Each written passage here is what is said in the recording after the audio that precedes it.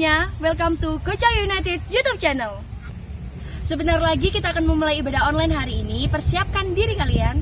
Jangan lupa untuk berdoa terlebih dahulu dan ikuti ibadah dari awal sampai akhir. Untuk informasi lebih lanjut, kalian bisa add Instagram atau Facebook @GochaUnited. Selamat beribadah, Tuhan Yesus memberkati. Shalom teman-teman muda, Shalom Gochanitis semuanya. Dimanapun kalian berada, yuk kita sama-sama sembah Tuhan, kita sama-sama muji Tuhan malam hari ini. Dimanapun kalian berada, yuk kita sama-sama awali dengan berdoa. Kami mengucap syukur Tuhan di hadapan-Mu karena kebaikan-Mu, kesetiaan-Mu dalam hidup kami Tuhan. Kami percaya ketika kami datang di hadirat-Mu, Kau berikan kami kuasa, Kau berikan kami kekuatan, Kau berikan kami sukacita Tuhan. Sebab Engkaulah satu-satunya Tuhan yang kami percaya. Dan biarlah malam hari ini, saat ini Tuhan, kami mau datang di hadirat-Mu, kami mau datang di hadapan-Mu, menaikkan syukur kami. Terima kasih Bapa, terima kasih Tuhan Yesus. Di dalam nama Tuhan Yesus yang siap bersorak-sorai, sama-sama katakan amin. Berikan sorak-sorai yang terbaik buat Tuhan Yesus. Haleluya.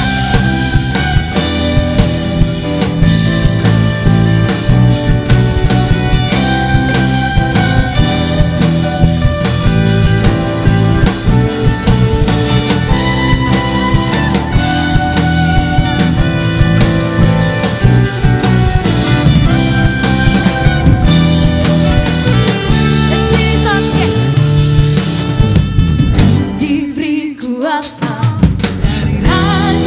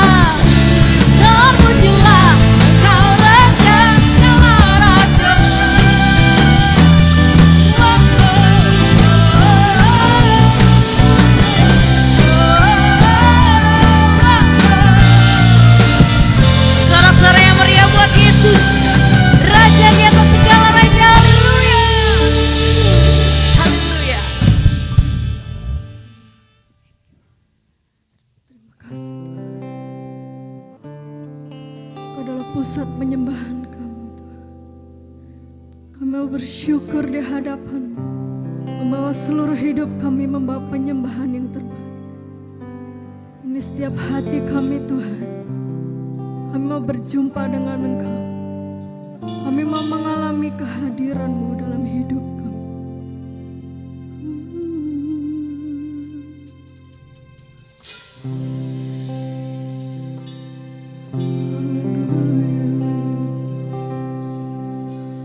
Jesus at the center of it all. Jesus at the center of it all. From beginning to the end, it will always be, it's always be you, Jesus. Yes, you are. Jesus at the sun.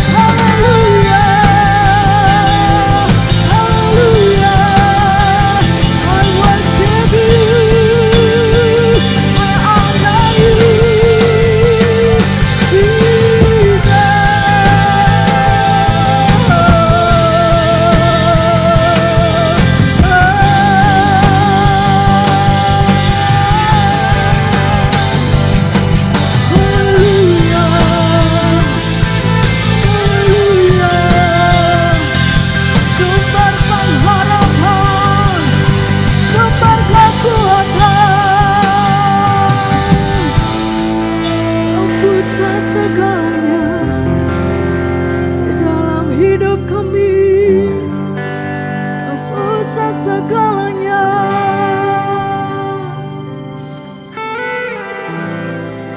You are the center,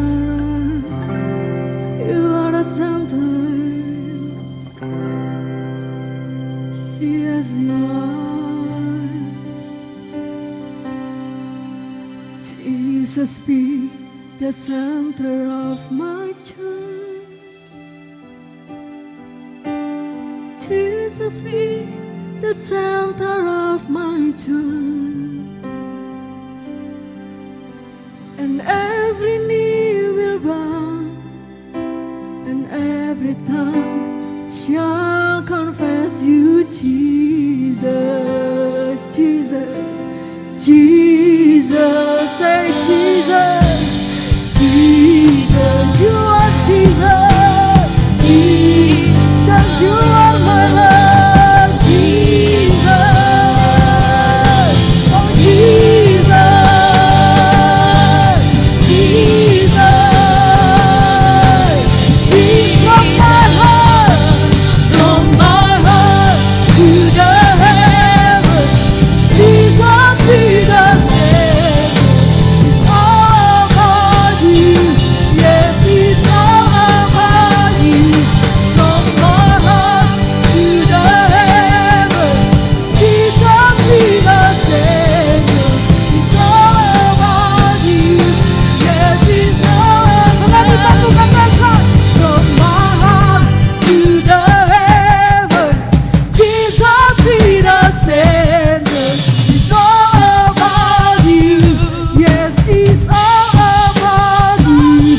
From my heart to the heavens, Jesus be the center. It's all about you. Yes, it's all about you. Haleluya. Terima kasih Tuhan. Kejadian kami dahsyat dan ajaib di dalam tangan-Mu. Kami mau mendengarkan firman-Mu. Kiranya rema-Mu boleh menjadi kehidupan di dalam hidup kami. Engkau memberkati hamba-Mu yang akan menyampaikan firman-Mu. Kiranya rawayu roh hikmat turun atas hamba-Mu. Dan pesan-Mu boleh tersampaikan oleh setiap kami. Terima kasih Tuhan. Terpujilah Engkau dalam nama Yesus. Haleluya. Amin. Shalom teman-teman semua, ini merupakan hari yang luar biasa. Saya bisa ketemu dengan Anda walaupun secara virtual, tapi saya berdoa hari ini dimanapun Anda berada, Anda tetap di dalam lindungan Tuhan yang luar biasa. Mari kita sebelum mendengarkan firman Tuhan, saya ajak kita semua berdoa. Bapak, kami bersyukur Tuhan buat hari ini adalah hari yang telah Engkau buat kami. Kami percaya di hari ini Engkau akan berbicara sesuatu kepada kami, dan kami mau Tuhan untuk menangkap itu, menangkap ini sebagai isi hati-Mu, dan kemudian kami hidupi, dan kami menjadi pelaku-pelaku firman-Mu, sehingga hidup kami akan menjadi hidup yang berdampak. Kami tahu Tuhan bahwa kehidupan kami telah Engkau tetapkan dari semula untuk kami menghasilkan buah. Dan biarlah melalui firman yang akan kami dengar Tuhan, buah itu semakin matang dalam diri kami. Terima kasih Bapa. Biarlah Roh Kudus-Mu terjemahkan semuanya sesuai secara spesifik kepada apa yang menjadi kebutuhan kami. Terima kasih Bapa, kami izinkan Engkau seluas-luasnya mengintervensi kami. Di dalam nama Yesus, kami berdoa dan mengucap syukur. Haleluya. Amin. Ya, hari ini saya akan berbagi satu topik yang saya beri judul Victory Over the Seasons. Jadi kemenangan terhadap semua musim. Ya, menurut bahasa Indonesia sehari-hari, kamus bahasa Indonesia gitu ya, season atau musim itu adalah waktu tertentu yang bertalian dengan keadaan iklim. Ya, memang di kamus besar bahasa Indonesia, musim selalu ditentukan atau musim selalu ditandai dengan adanya iklim, perubahan cuaca. Terutama kalau di Indonesia kan kita biasanya cuma mengenal dua ya, musim hujan dan musim panas, musim kemarau gitu, berkenaan dengan iklim. Tapi dalam bahasa Inggris dari Merriam-Webster ada sebuah arti yang cukup unik di situ, yaitu begini: season itu a time characterized by particular circumstance or features. Jadi ada sebuah masa waktu, sebuah tenggang waktu gitu, yang ditandai oleh keadaan khusus. Ya, jadi tidak hanya berdasarkan kepada iklim, cuaca dan lain sebagainya, tapi ada sebuah tanda khusus. Atau di arti yang lain dikatakan begini, a period of the year characterized by associated particular activity or phenomenon. Bahkan di arti yang lain, mereka juga menyebutkan bahwa season itu hubungannya dengan aktivitas yang khusus. Aktivitas yang berbeda dengan yang lainnya. Menandakan sebuah periode waktu. Ada sebuah waktu yang terbatas, yang itu ditandai oleh, kalau dalam terjemahan yang tadi saya tuliskan gitu ya, yang saya sebutkan, di Merriam-Webster, itu dikatakan ada sebuah kondisi khusus. Ada sebuah aktivitas khusus yang menandai period of time. Nah, sebelum saya masuk lebih dalam, saya akan ungkapkan sebuah fakta bahwa sebenarnya di dalam kehidupan manusia, manusia akan mengalami banyak sekali musim.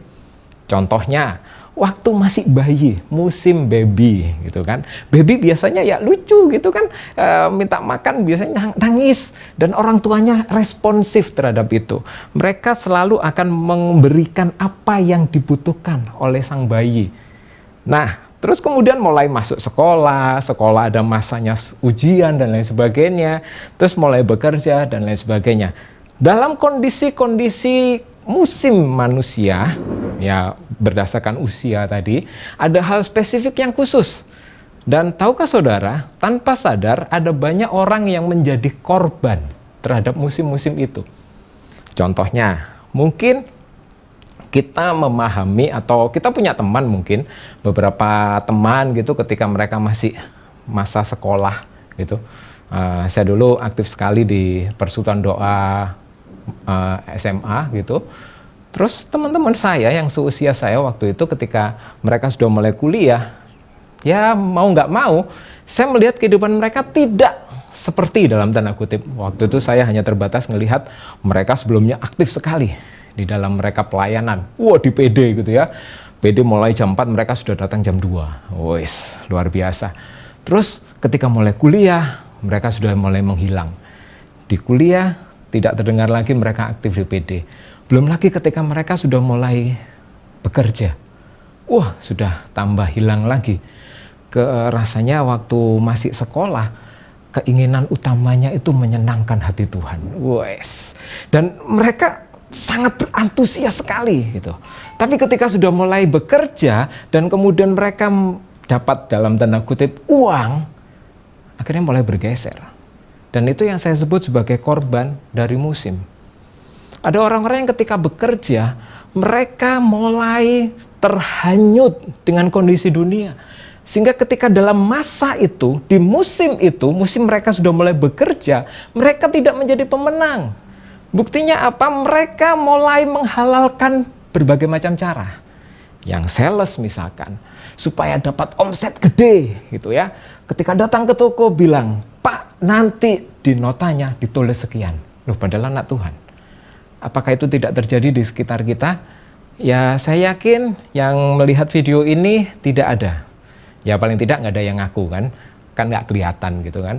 Tapi banyak sekali teman-teman sekitar kita, mereka mengalami atau mereka menjadi korban dari musim, di mana mereka harus ada di situ.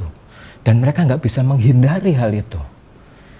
Ini yang saya bilang bahaya sekali ketika kita tidak memahami musim, kita akan menjadi korban dari musim itu.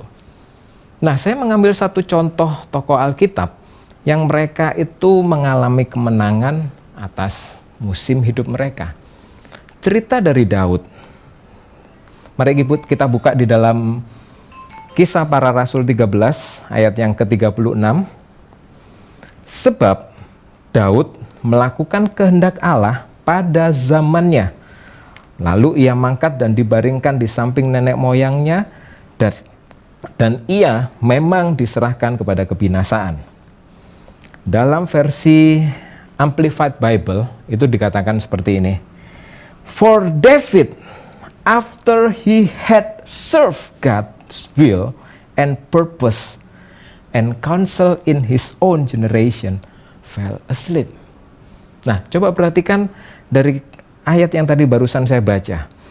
Dikatakan Daud ketika sudah selesai melakukan kehendak Tuhan dan tujuan Tuhan atas generasinya, atas musimnya, atas periode waktu yang telah Tuhan tetapkan, baru dia meninggal, baru dia selesai, baru dia fell asleep. Kalau kata-katanya seperti itu, fell asleep, baru dia rest in peace. Daud dalam masa hidupnya, dia merupakan orang yang ketika saya baca seluruh kisahnya Daud, saya mulai menemukan bahwa Daud adalah orang yang sangat-sangat menang. He is the one that have victory over the seasons. Ketika masa dia di padang gurun, dia hanya menggembalakan 2-3 ekor dombanya. Saya boleh katakan dia menang sekali di situ. Buktinya dari 2-3 ekor domba, kambing domba yang dipelihara dia, yang diberi tanggung jawab untuk dia pelihara. Wah, dia katakan gini, kalau ada seekor singa mau makan, tak tarik jenggotnya. Waduh, ini buat saya sendiri sih ketika saya baca ini, entah ini terlalu ekstravagan atau gimana, terlalu berlebihan, tapi saya membayangkan teman-teman, seorang Daud yang masanya waktu itu mungkin sekitar umur 12-13 tahun, didatangi singa, dia bukan lari, tapi jenggotnya ditarik, terus dipukul, dan singanya pergi. Dan terbukti 2-3 ekor domba, kambing domba yang ada di dalam tanggung jawabnya dia, tidak pernah diceritakan kambing domba itu mati. Itu masa di padang gurun, dia masih kecil, dia menyelesaikan itu. Kemudian ketika dia mulai menjadi prajuritnya Saul, dia di mana-mana menang. Bahkan ada satu statement di Alkitab yang mengatakan gini, Saul mengarahkan beribu-ribu, tapi Daud berlaksa-laksa. Wah, saya bisa mengatakan gini, ketika Daud ada di musim, dia ada di medan peperangan, dia mengalami kemenangan luar biasa. Dan tidak hanya itu, ketika dia mulai mendirikan kerajaannya, dia pun mengalami kemenangan demi kemenangan. Anda rindu jadi kayak Daud yang gini, ketika kita flashback lihat ke belakang, kita langsung melihat gini, di musim itu, I win it. Saya menang di musim itu. Terus musim apa lagi? Saya menang. Bahkan mungkin sekarang tahun ini gitu ya, ketika kita lihat flashback nggak tahu, mungkin 10 tahun ke depan gitu, dan kita ngomong gini, tahun 2020 saya menang terhadap musim COVID. Nah, kan gitu. Saya yakin Anda semua pasti mempunyai kerinduan yang sama seperti saya. Saya pun mempunyai kerinduan untuk saya menang dalam setiap musim kehidupan saya. Bagaimana caranya? Ini yang saya akan mulai kita coba lebih serius lagi di sini. Kita lihat dulu yang pertama. Lukas 21 ayat 29 sampai 31. Saya akan bacakan buat kita semua. Lalu Yesus mengatakan perumpamaan ini kepada mereka. Perhatikanlah pohon ara dan pohon apa saja. Apabila kamu melihat pohon-pohon itu sudah bertunas, kamu tahu dengan sendirinya bahwa musim panas sudah dekat. Demikian juga jika kamu melihat hal-hal itu terjadi, ketahuilah bahwa kerajaan Allah sudah dekat. Di bagian pertama, poin pertama yang saya mau tawarkan kepada teman-teman semua adalah begini. Untuk menjadi seorang yang menang terhadap setiap sesi, setiap musim dalam hidupnya, yang pertama, dia wajib memahami, dia wajib mempunyai the understanding. Understanding tentang apa? Understanding tentang the will of God. Understanding tentang apa sih sebenarnya yang Tuhan mau. Ayat yang tadi kita baca begini, kalau kamu lihat tanda-tanda itu semua, kamu pasti akan tahu bahwa kerajaan Allah sudah dekat. Kamu pasti akan tahu bahwa gini, kehendakku akan terjadi. Kerajaanku akan terjadi. Kehendakku akan sempurna terjadi di situ. Cuman permasalahannya adalah begini, seringkali ya banyak anak muda menolak understanding. Understanding yang saya maksud adalah begini, pemahaman yang menyeluruh terhadap kehendak Tuhan yang sempurna. Kenapa kok menolak, Kak? Sederhana.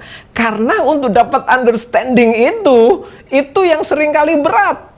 Karena nggak mungkin kita hanya sekedar dengar sekali, langsung paham. Ding gitu ya. Jadi kayak misalkan nggak tahu, model seperti hipnotis gitu. Dan kemudian Anda langsung bisa mengerti semua kehendak Tuhan. Di sisi itu seringkali anak-anak muda sering gagal. Kenapa? Karena anak muda hari-hari ini, mereka sangat dekat, bahkan mereka terlalu menghidupi yang namanya distraction. Nanti saya akan jelaskan lebih detail. Tapi coba perhatikan begini. Untuk mengetahui understanding yang benar, kita perlu mempunyai kedalaman perenungan akan firman Tuhan. Kita wajib itu, gitu loh.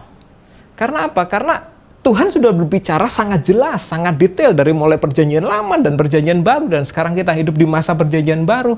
Tuhan sudah tulis semuanya dalam firman-Nya. Apa yang akan datang pun Tuhan sudah tulis. Nah, permasalahannya kan gini, kita seringkali menolak understanding itu. Kenapa? Karena kita menganggap bahwa Alkitab itu sudah obsolete. Coba sekarang kalau kita mau jujur, kalau Anda dengerin ini, coba berapa banyak dari Anda yang mempunyai benar-benar rutinitas yang tidak tergoyahkan untuk Anda membaca dan merenungkan firman. Puji Tuhan kalau Anda sampai sekarang masih melakukan itu dengan tanpa memperdulikan apapun gitu. Tapi saat Anda melakukan itu pun, apakah Anda benar-benar yakin bahwa saat Anda membaca dan merenungkan itu, Anda tidak terdistract sedikit pun? Apakah ketika Anda waktu baca Alkitab di handphone Anda, dan Anda benar-benar tidak memperdulikan ada notifikasi yang masuk? Amen. Saya harus jujur dengan teman-teman semua, bahwa orang-orang sekarang ini, anak-anak muda zaman sekarang ini, mereka semuanya sangat akrab dengan yang namanya distraction. Kenapa? Karena ya ada sebuah survei mengatakan bahwa distraksi, atau ya paling gampang distraksi itu adalah dari mobile phone Anda, itu setiap hari itu minimal, apapun yang Anda sedang kerjakan, Anda sedang terdistract minimal ada 80 kali, bahkan lebih gitu ya. Dan ada satu penyakit yang mereka akan merasakan begini, ketika ada notifikasi masuk, ada sebuah dopamin, ada sebuah hormon dopamin yang mulai terpicu, keluar. Dan ketika itu keluar, ada rasa gembira gitu kan. Apalagi kalau yang lagi jomblo gitu kan, wah, lagi sendirian, tiba-tiba ada notif masuk, kamu sudah makan belum? Wih, ada yang memperhatikan saya. Ternyata itu dari satu ojek online gitu yang sedang nawarkan untuk makanan online, pesan makanan online. Kamu sudah makan belum? Kalau belum, ayo makan. Ayo pesen ini, lagi ada voucher ini dan lain sebagainya. Nah, saudara hati-hati bahwa seringkali kita menganggap bahwa saat kita baca Alkitab lewat handphone, dan kita sudah bilang bahwa saya sedang merenungkan firman. Padahal tanpa sadar, kita tetap membiarkan distraction itu masuk. Dan orang yang sudah terpapar dengan penyakit teknologi ini, itu hormon dopamin yang dikeluarkan, itu sudah akan kurang lebih berjarak sekitar 2-3 detik sekali. Dan kalau seperti itu, dia akan ngalamin gini, namanya ada social anxiety. Dia mulai ngerasakan gini, aduh, kok hari ini waktu saya posting kok nggak ada yang nge-like ya? Kok Insta saya cuman posting sekali, terus nggak ada yang nge-like? Mereka akan ngerasa begini, wah, aku kejar itu deh, kejar ini aja deh. Dan ini hal yang kalau boleh saya bilang begini, boleh dikatakan wajar ya, memang karena semua orang dan seusia Anda pasti akan sangat akrab dengan namanya teknologi. Tetapi tapi ini yang pil pahit yang harus kita benar-benar sadari dan kemudian kita bertobat dari itu adalah justru teknologi ini akan membuat kita semakin jauh dari understanding. Mazmur pasal 1 mengatakan bahwa berbahagialah mereka yang kesukaannya ialah merenungkan Taurat. Kesukaannya adalah Taurat Tuhan dan merenungkannya siang dan malam. Ini merupakan sebuah periode waktu yang begini, ya nggak putus-putus gitu loh. Continuity. Makanya mereka mendapatkan understanding. Dan ada seorang filsuf yang dia mengatakan begini, bahwa tingkat jenius dari seseorang itu hari-hari ini bukan diukur dari seberapa IQ yang dia punyai atau seberapa EQ yang dia punyai, tapi seberapa dalam dia mempunyai understanding. Karena begitu dia memahami sampai ke dalam, dia akan bisa menemukan hal yang praktis dari apa yang dia tahu. And that is called the genius of this 2020. Orang jenius di tahun 2020 bukan orang yang punya IQ yang tinggi, no.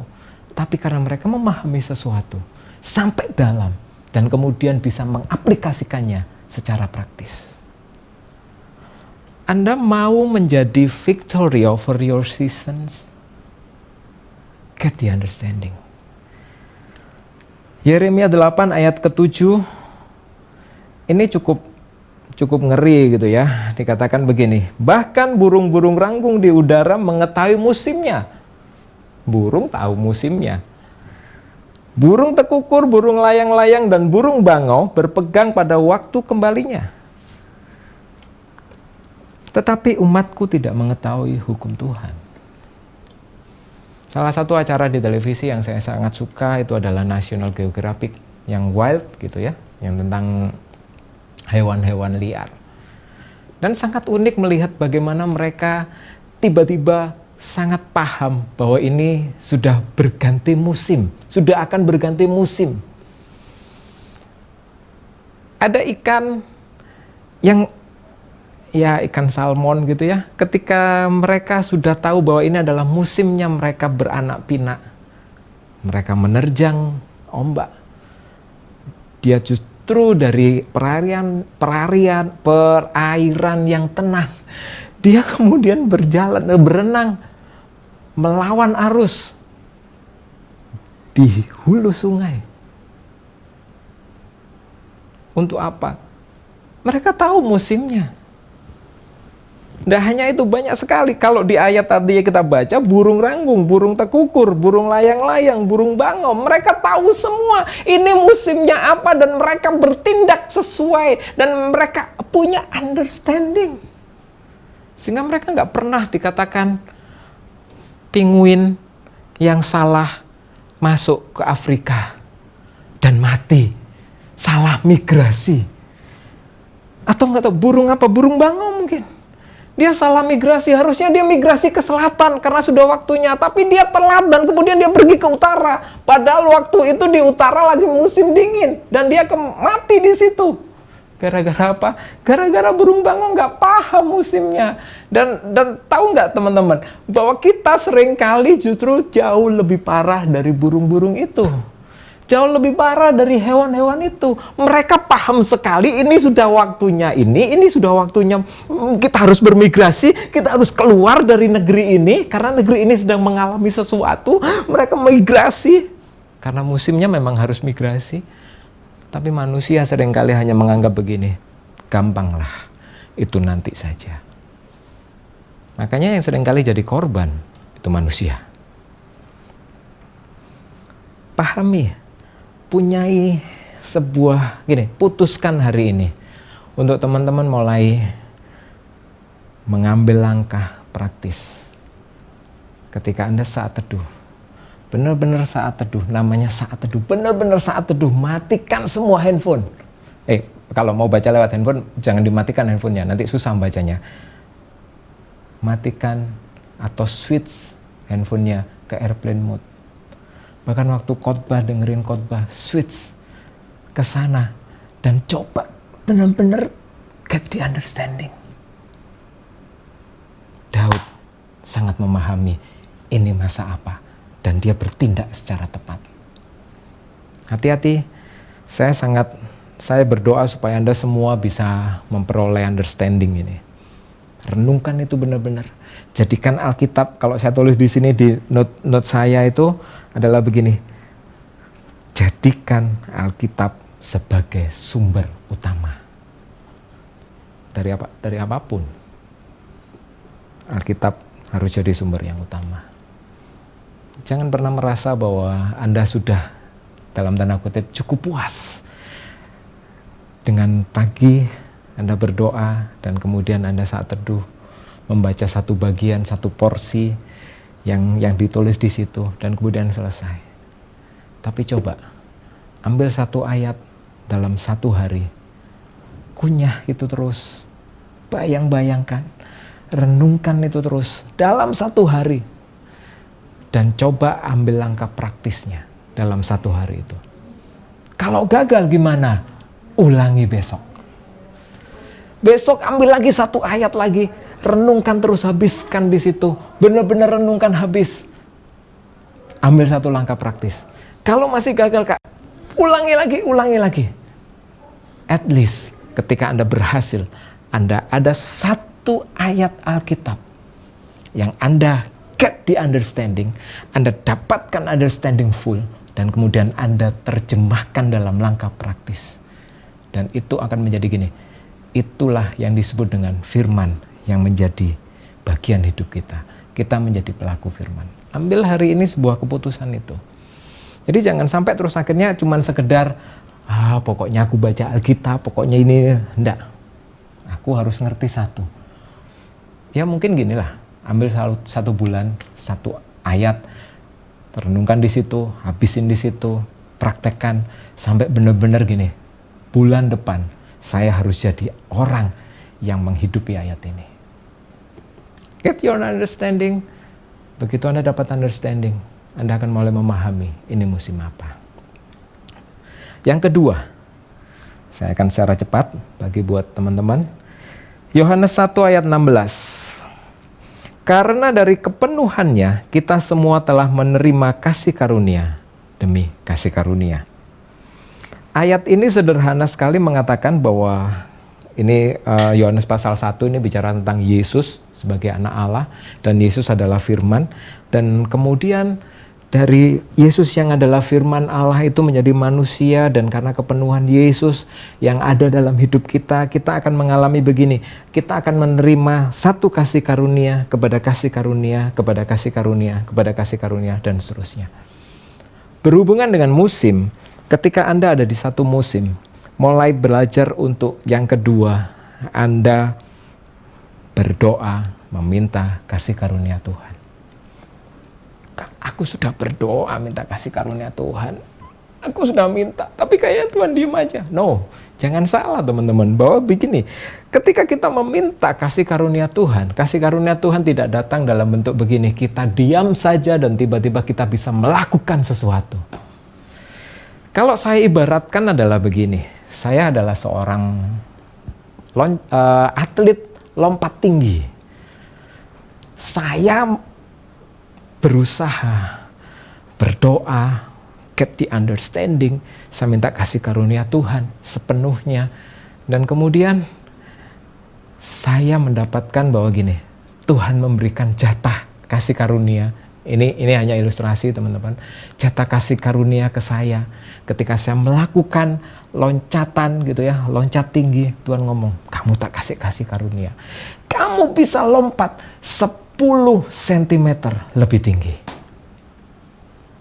Apakah itu serta-merta membuat saya bisa melompat setinggi 1,2?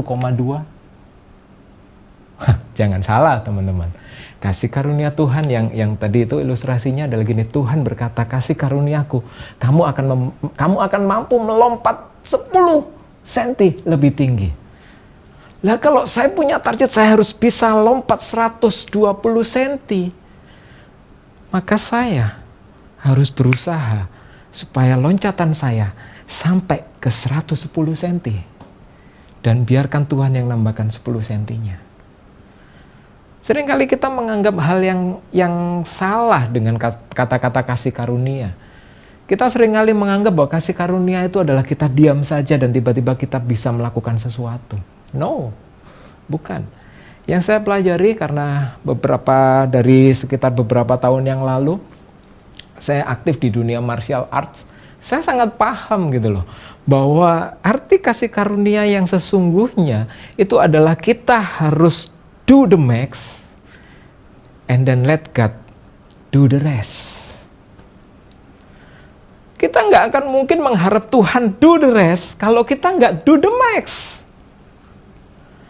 Ya ilustrasinya seperti tadi itulah. Kita nggak akan mungkin bisa nyampe ke 120 cm, padahal kasih karunia Tuhan hanya menambahkan 10 cm, kalau saya nggak berusaha untuk mencapai 110 cm.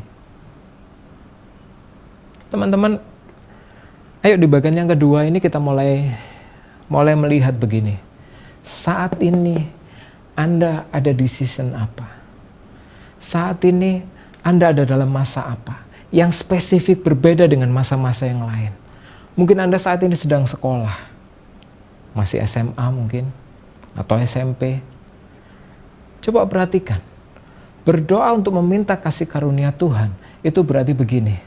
Berarti dengan kata lain, saya mau membiarkan Tuhan menambahkan 10 cm setelah saya berusaha bisa mencapai 110 cm.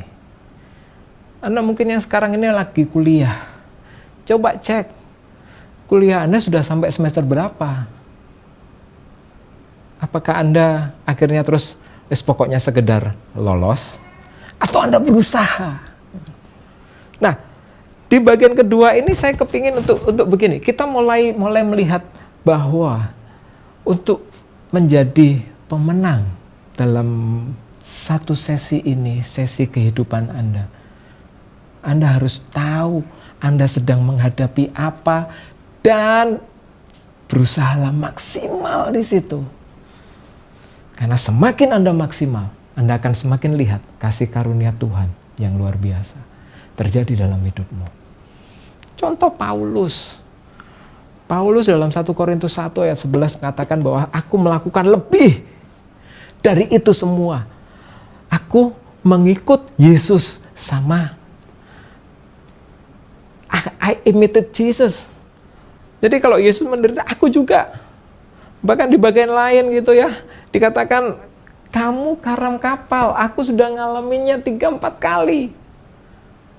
Tapi lebih daripada itu semua, Tuhan berkata, kasih karunia kepadamu cukup.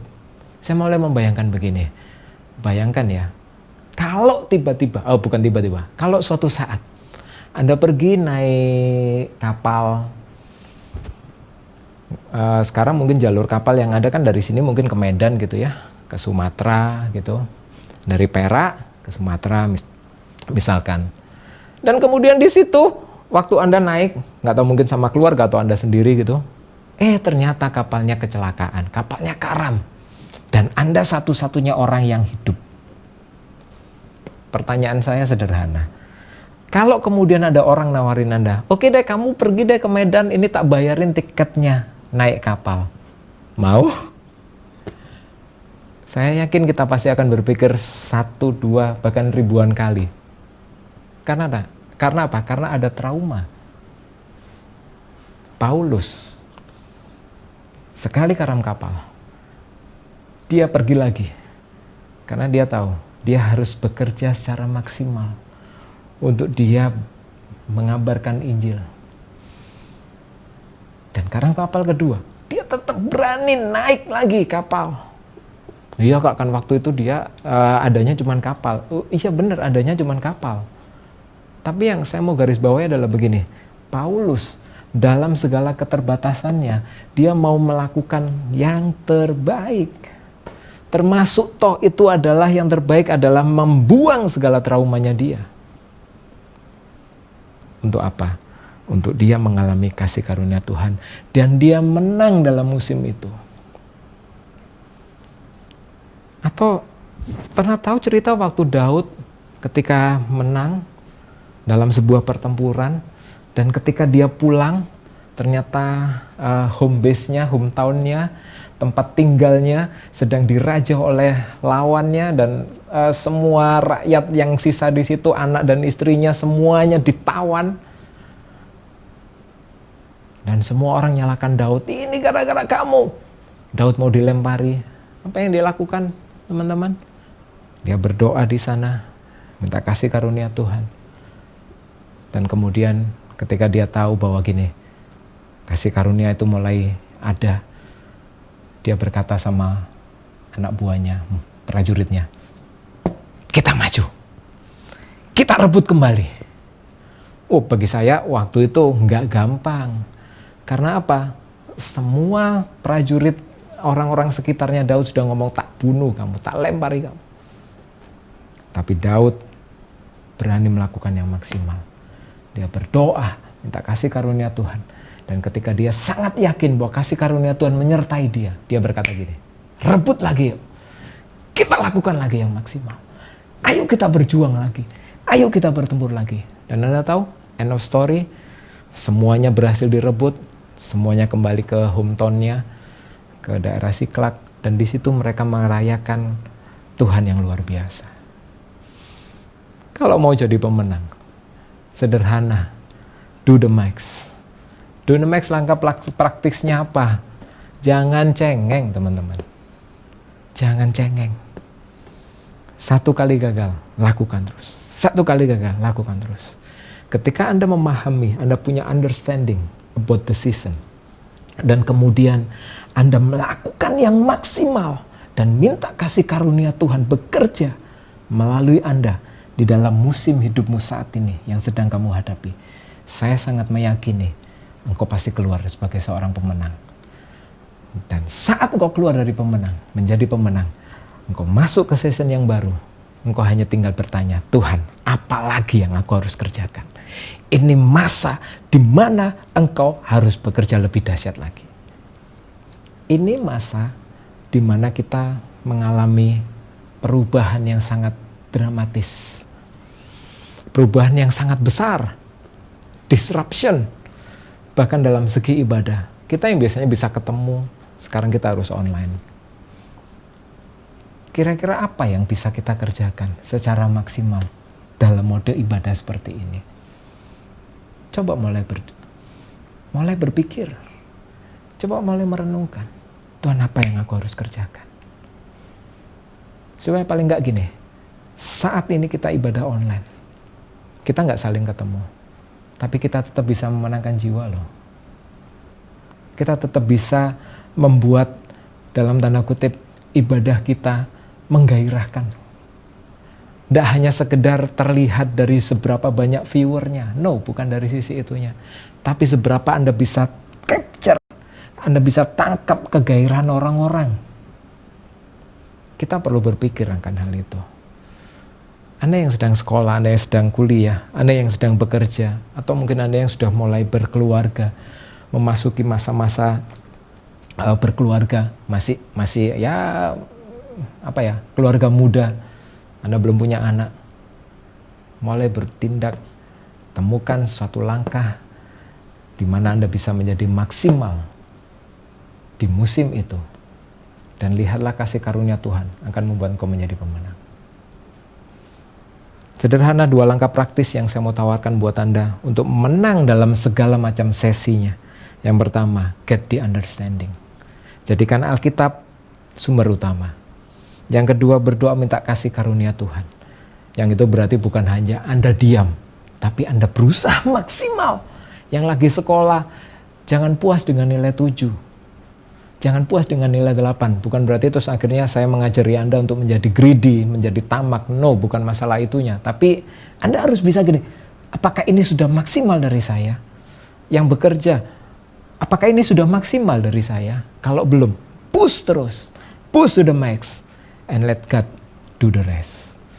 Dan saya yakin di akhir musim yang sedang Anda hadapi hari-hari ini, Anda akan keluar sebagai pemenang. Saya selesai. Tuhan Yesus memberkati. Mari kita berdoa. Bapa, kami sudah mendengar apa yang menjadi isi hatimu. Mari Tuhan, saat ini buat kami semua memahami, dan kemudian kami menjadi pelaku firman-Mu. Berdoa buat setiap orang yang melihat siaran ini Tuhan, bela dimanapun mereka berada Tuhan, ada sebuah terobosan baru yang saat ini Engkau kerjakan dalam hidup mereka. Terima kasih Bapa, kami serahkan firman ini dalam tangan-Mu. Kami tahu, kami sudah dengar. Kami meminta biarlah Engkau terus beri kekuatan pada kami untuk kami menjadi pelaku-pelaku firman-Mu. Terima kasih Bapa, di dalam nama Yesus kami berdoa dan mengucap syukur. Haleluya. Amin. Haleluya, bersukacita lagi buat Tuhan.